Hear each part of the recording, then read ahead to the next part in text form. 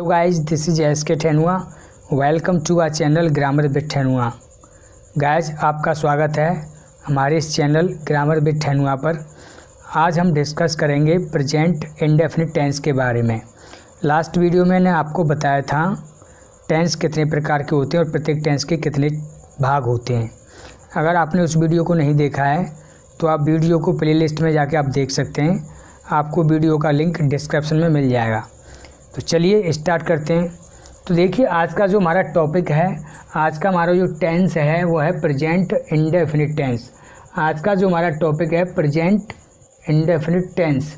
तो present indefinite tense होता क्या है, प्रेजेंट इंडेफिनिट टेंस किसे कहते हैं, तो मैं आपको बताना चाहूँगा।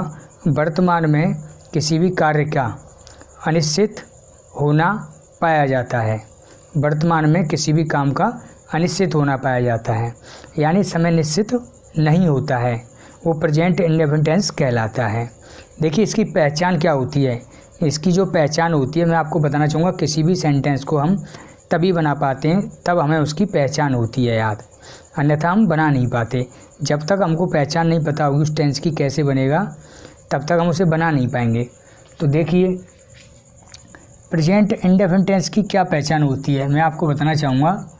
पहचान: जिन हिंदी वाक्यों के अंत में मुख्य क्रिया में ता है, ती है, ते हैं, यानी जिन हिंदी वाक्यों के अंत में मुख्य क्रिया में ता है, ती है, ते हैं आदि शब्द आते हैं, उन्हें हम प्रेजेंट इंडेफिनिट टेंस कहते हैं। याद कर लीजिएगा, जिन हिंदी वाक्यों के अंत में मुख्य क्रिया में मेन वर्ब में ता है, ती है, ते हैं आदि शब्द आते हैं, उन्हें प्रेजेंट इंडेफिनिट टेंस कहते हैं।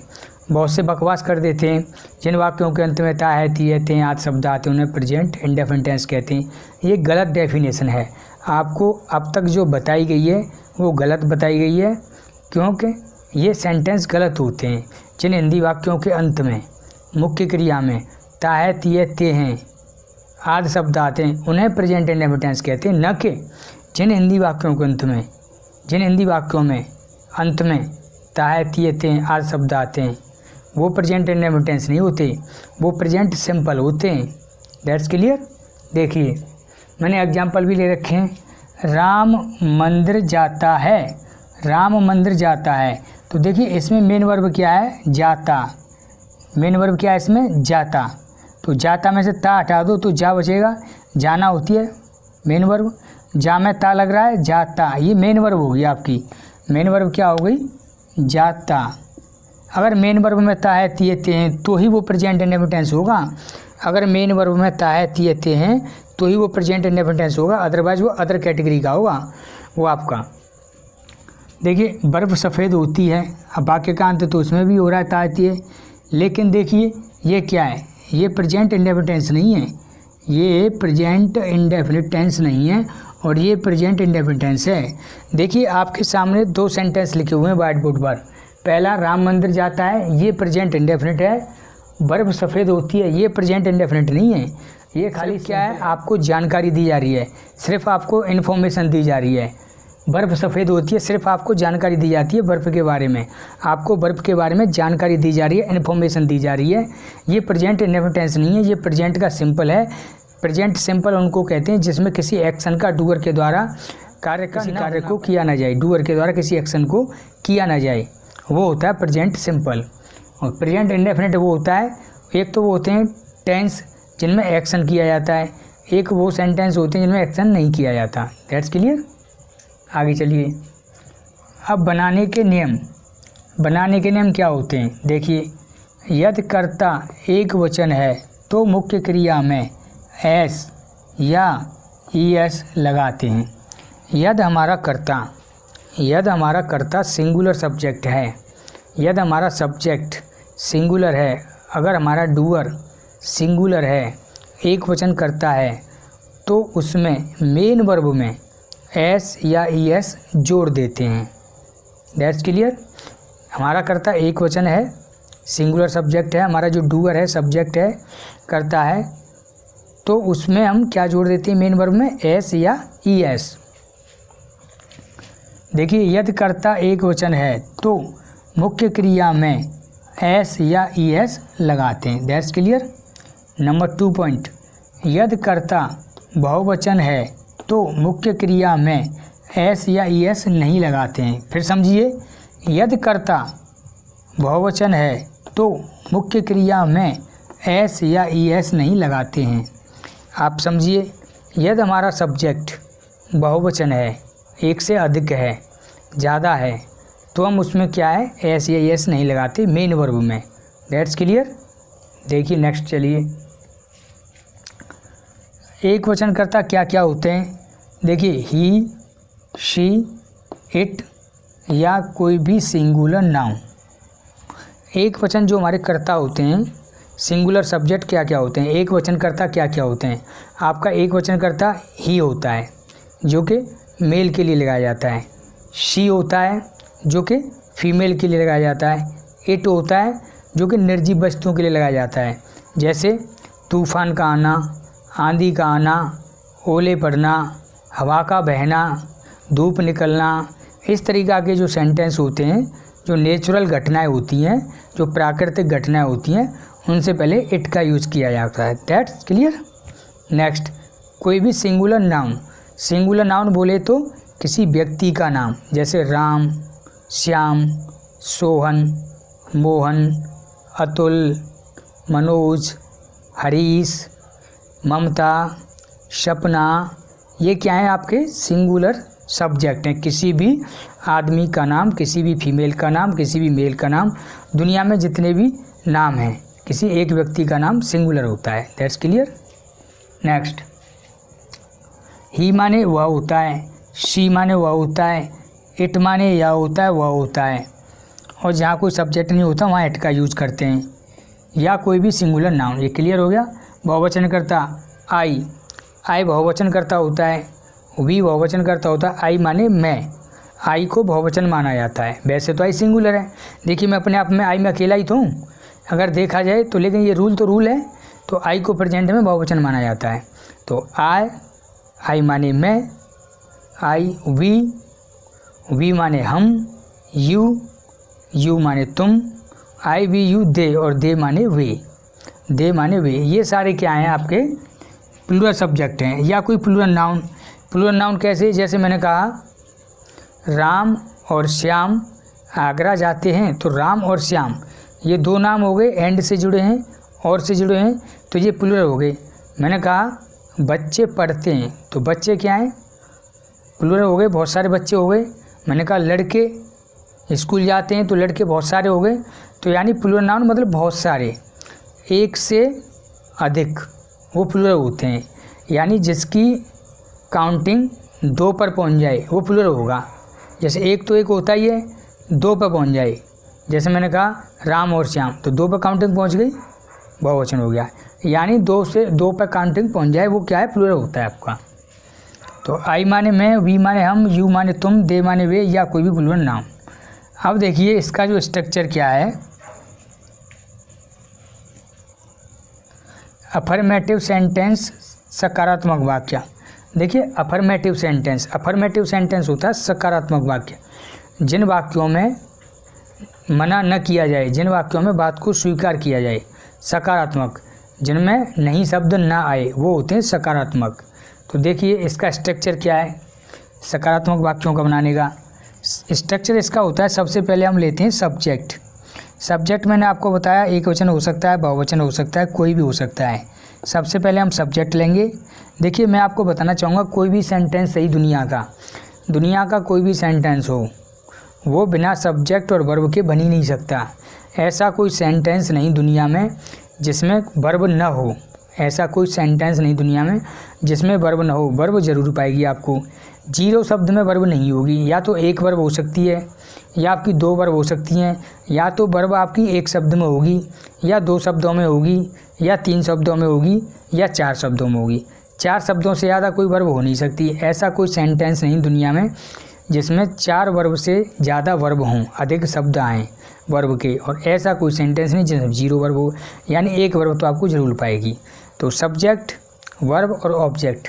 सेंटेंस को बनाने के लिए 3 चीज़ें चाहिए हमको, सब्जेक्ट, वर्ब ऑब्जेक्ट, ऑब्जेक्ट नहीं होगा तो भी चलेगा, ऑब्जेक्ट की जगह पे हम कॉम्प्लीमेंट लगा देते हैं और वहाँ पे हम मेन वर्ब की जगह पे हेल्पिंग वर्ब लगा देते हैं तो भी चलेगा, लेकिन वर्ब जरूर चाहिए, या तो हेल्पिंग वर्ब चाहिए या मेन वर्ब चाहिए या लिंकिंग वर्ब चाहिए ही चाहिए। That's clear. आगे चलिए, तो सब्जेक्ट वर्ब ऑब्जेक्ट, अगर वर्ब हमारा सिंगुलर है, सब्जेक्ट हमारा सिंगुलर है, सब्जेक्ट हमारा सिंगुलर है तो उसमें एस या एस लगा देंगे अकॉर्डिंग टू सब्जेक्ट, और प्लूरल है तो खाली वर्ब आएगा, उसके बाद ऑब्जेक्ट। तो देखिए मैंने कुछ एग्जाम्पल्स ले रखे हैं, आप यहाँ पे बेटर समझ पाएंगे। फर्स्ट एग्जाम्पल है राम मंदिर जाता है, राम मंदिर जाता है। तो देखिए इसमें सब्जेक्ट क्या है, राम, तो राम की अंग्रेजी हम लिखेंगे यहाँ पर राम, राम। इसके बाद क्या आएगी वर्ब, वर्ब क्या है जाता, मुख्य क्रिया के अंत में तायती आ रही है, जाता के में मुख्य क्रिया होगी आपकी जाता। तो Ram go to temple, Ram go to temple, Ram go to temple. तो अब देखिए राम क्या है यहाँ पे, सिंगुलर सब्जेक्ट है। जब राम सिंगुलर सब्जेक्ट है तो ये क्या कह रहा है, देखिए यदि कर्ता एक वचन है तो मुख्य क्रिया में एस या ई एस लगाते हैं। क्लियर कह रहा है आपके सामने। तो राम एक वचन है, सिंगुलर सब्जेक्ट है, तो क्रिया क्या है गो, तो गो में क्या लग जाएगी E S. Ram goes to temple, Ram goes to temple. Next sentence देखिए, वह चाय पीती है, वह चाय पीती है। इसमें सब्जेक्ट कौन है, वह चाय पीती है। किसी फीमेल की बात कर रहा हूँ मैं, कोई फीमेल है, कोई लड़की है, तो उसके लिए मैं क्या लगाऊंगा शी, क्या लगाऊंगा शी। तो देखिए वह चाय पीती है तो सी, सी। चाय पीना क्या होता है, चाय पीना, पीना की अंग्रेजी आएगी उसके बाद वर्ब। देखिए सब्जेक्ट ले लिया हमने शी, अब वर्ब आएगी, वर्ब क्या आएगी पीता, लास्ट में ताय तिए थे वर्ब में मुख्य क्रिया में, तो पीना की drink, she drink the tea, she drink the tea. अब देखिए सी क्या हमारी सिंगुलर है, देखिए इसमें क्या कह रहा है, सिंगुलर सब्जेक्ट है, एक वचन करता हमारे ही शी, सी क्या है हमारी सिंगुलर सब्जेक्ट है। ये क्या कह रहा है, अगर एक वचन करता है तो मुख्य क्रिया में एस ही एस लगाओ। तो देखिए तो इसमें क्या लग जाएगी आपकी एस।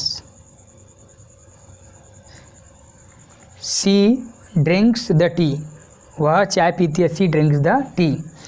तुम पत्र लिखते हो, तुम पत्र लिखते हो, तुम यू, सब्जेक्ट यहाँ पे हम क्या लेंगे you,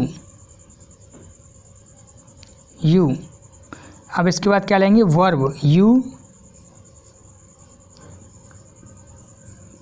write a letter, you write a letter. तुम पत्र लिखते हो, यू राइट अ लेटर, तुम पत्र लिखते हो। अब यू राइट अ लेटर, अब देखिए यू क्या हमारा बहुवचन करता, देखिए यदि बहुवचन करता मुख्य क्रिया में, यदि करता बहुवचन है तो मुख्य क्रिया में एस ई एस नहीं लगाते, मुख्य क्रिया में एस ई एस नहीं लगाते अगर हमारा बहुवचन करता है तो देखिए यू क्या हमारा बहुवचन है, देखिए बहुवचन करता आई वी यू, बहुवचन करता है तो इसलिए इसमें कुछ नहीं लगेगा। तो यू राइट अ लेटर। हम खाना खाते हैं, हम की अंग्रेजी क्या होती है वी, वी माने हम, सब्जेक्ट हमारा वी हो गया। उसके बाद वर्ब, वर्ब क्या है खाते हैं, ये खाना का फूड होता है और खाते की ईट होती है, ई ए टी ईट, और इस खाना की अंग्रेजी होती है फूड, वी ईट। इसके बाद object we eat the food. तो वी देखिए वी क्या है यहाँ पे हमारा बहुवचन करता है वी, एक बहुवचन करता वी। जब बहुवचन करता है तो उसमें क्या कह रहा है, यदि करता बहुवचन है तो मुख्य क्रिया में एस ई एस नहीं लगाते। तो वी है तो ईट में ईट है तो एस ई एस नहीं आएगी। तो गाइस उम्मीद करता हूँ ये सेंटेंस आपकी समझ में आ गए होंगे, बाकी आप बहुत सारे सेंटेंस बना सकते हैं। अब देखिए नेक्स्ट, मैं आपको एक चीज़ बताना चाहूँगा। आपने पढ़ा होगा कि जब हम किसी चीज़ में एस या ई एस जोड़ते हैं तो प्लूरल बनता है। जब हम किसी चीज़ में एस या ई एस जोड़ते हैं तो प्लूरल बनता है। पढ़ा है आपने, नहीं पढ़ा है? आपकी बात सही है, लेकिन आपको गलत पढ़ाया गया है। आप ऐसे नहीं कह सकते किसी चीज़ में हम एस या जोड़ें तो प्लूरल बनता है, ये गलत है। इसका जो सही बोलने का तरीका है, इसको आप सही बोलिए। इसको हम कह सकते हैं जब किसी नाउन में एस या ई एस जोड़ा जाए तो वह प्लूरल बनता है। जब किसी नाउन में, किसमें, नाउन में एस या एस जोड़ा जाए तो वो प्लूरल बनता है। That's clear. देखिए, जब हम किसी नाउन में एस या ई एस जोड़ते हैं तो प्लूरल बनता है। जैसे बुक, तो बुक क्या है, हमारी नाउन है, नाउन में हमने एस लगा दी तो ये बुक्स बन गया। चेयर, चेयर क्या हमारी नाउन है, चेयर में हमने क्या लगा दी, एस, तो चेयर्स बन गया। तो देखिए नाउन, इसका फॉर्मूला बन के तैयार हो गया, नाउन प्लस एस या E S is equal to plural. यानी जब हम किसी नाउन में एस या ई एस जोड़ते हैं तो वो प्लूरल बनता है। क्या बनता है, प्लूरल बनता है। इसका उल्टा, इसका अपोजिट, इसका विपरीत होता है। जब हम किसी वर्ब में एस या ई एस जोड़ते हैं तो वो सिंगुलर बनती है।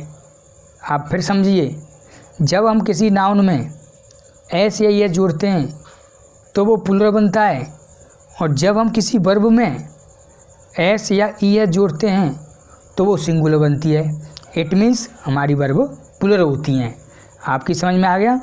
इट मीन्स हमारी वर्ब क्या होती हैं, प्लूरल होती हैं। जितनी भी वर्ब होती है हमारी बेस फॉर्म, जितनी भी हमारी बेस फॉर्म होती है, फर्स्ट फॉर्म होती है, वो प्लूरल होती है, जितनी भी हमारी वर्ब होती हैं।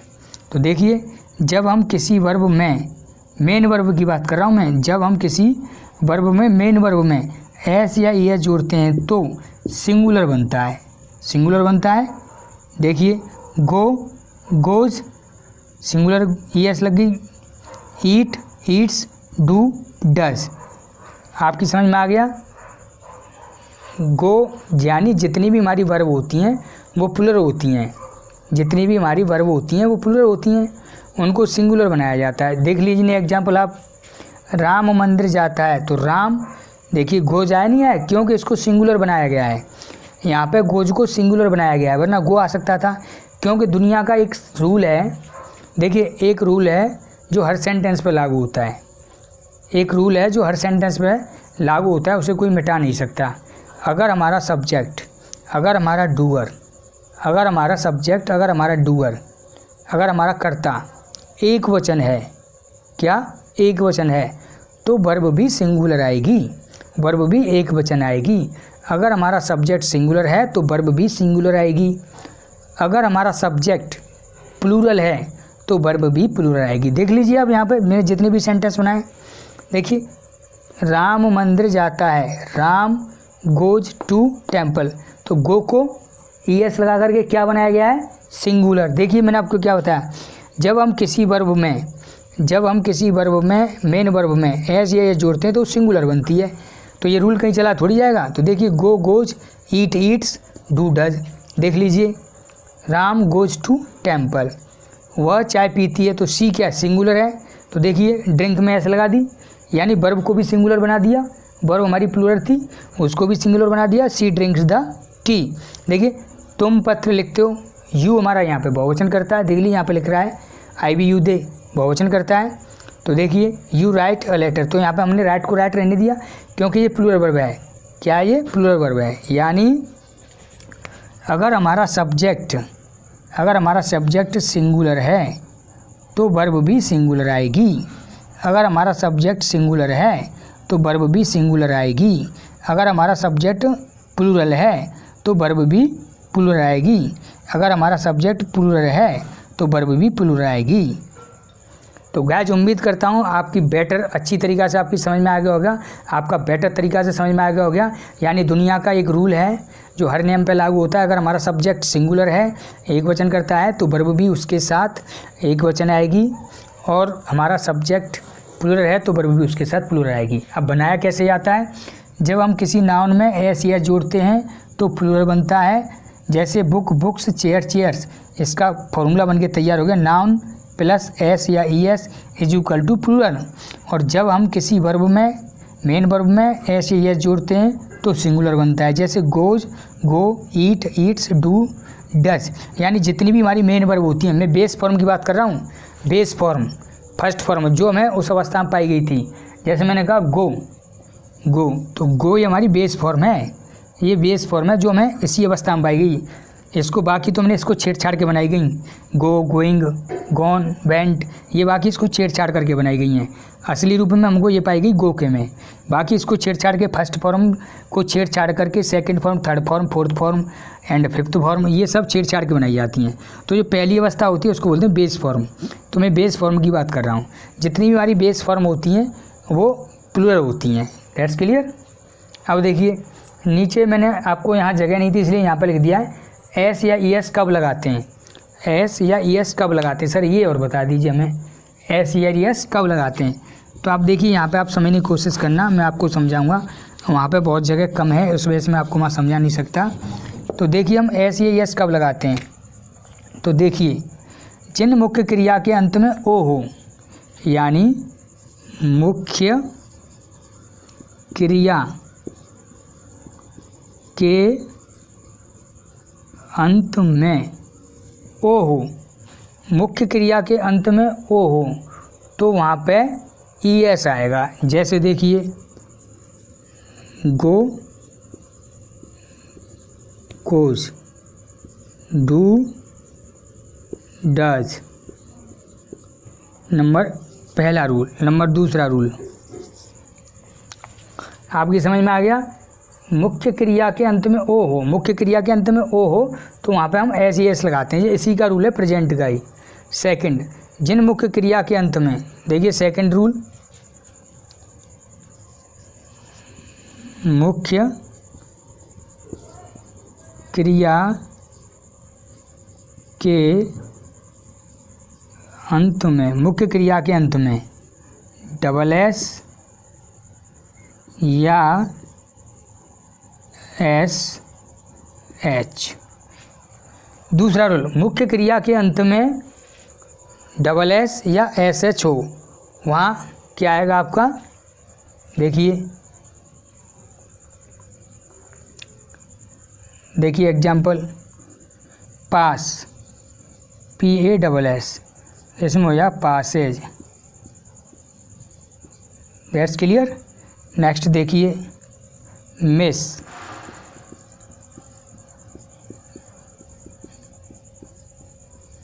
मिसेस। समझ में आ गया। तीसरा रूल, तीसरा रूल मैंने यहाँ पे लिखा, आपको दिख नहीं रहा। जिन मुख्य क्रिया के अंत में कंसोनेंट प्लस वाई हो, कंसोनेंट प्लस वाई,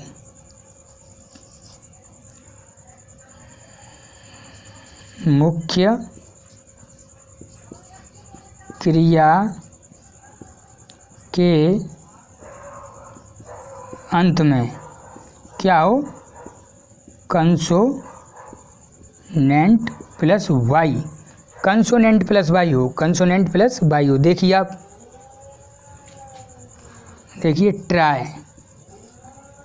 और क्राई, दो वर्ड लिखे हैं। तो देखिए T R I E S, tries, C R I E S, cries. इसमें वाई को आई में बदल दिया जाता है। दैट्स क्लियर, समझ में आ गया। चौथा रूल देखिए, मैं वो बता रहा हूँ आपको कि एस ई एस कहाँ लगाएं सर, हम इसमें एस ई एस कहाँ लगाएं। जिन मुख्य क्रिया के अंत में वॉवेल प्लस वाई हो, जिन मुख्य क्रिया के अंत में क्या हो, वॉवेल, वॉवेल प्लस वाई हो। देखिए से, सेज, पे, पेज, पे, पेज। जरूरी नहीं है कि आई ई एस ई आई, तो यहाँ पर देखिए एस ए वाई। तो आपकी रूल समझ में आ गया। देखिए फिर मैं आपको बताना चाहूँगा, आप अगर आपको नहीं लिख रहा, आपको नहीं दिख रहा है तो आप लिख लीजिए, मैं बोल देता हूँ। एस या ई एस कब लगाएं, क्वेश्चन है हमारा, एस या ई एस कब लगाएं।